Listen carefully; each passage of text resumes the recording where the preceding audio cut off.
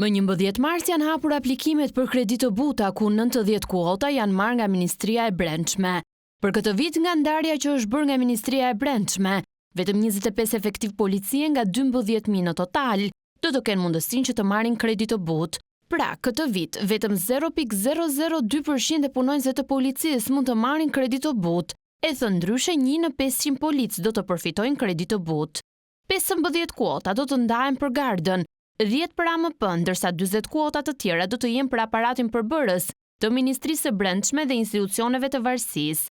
Aplikimi për kredi të butë do të bëhet në portalin i Albania, pasi në bazë të disa kritereve do të bëhet dhe pikët se kush përfiton dhe më pas del në komision. Praktikisht një nga institucionet më të mëdha në vend, Policia e Shtetit, që ka organikën e saj 12.000 punonjës, duhet të ketë dhe numrin më të lartë të kuotave. Madje kur u bën ndryshimet në ligj u deklarua që përfituesit më të shumt do të jenë punonjësit e policisë. Ky është viti i tretë që përfitohet kjo kredi. Në 2 vitet e para, vëmendja dhe fokusi ka qenë te Policia e Shtetit.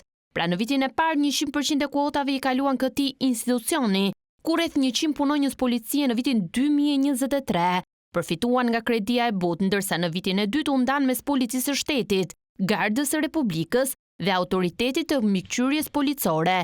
Në total rreth 300 kuota. Ndryshe nga vitet e shkuara, kur pjesë e Komisionit të Vlerësimit të Aplikimeve ka qenë edhe një zyrtar nga Drejtoria e Policisë, kësaj here Komisionet e Vlerësimit drejtohen nga Ministria e Brendshme.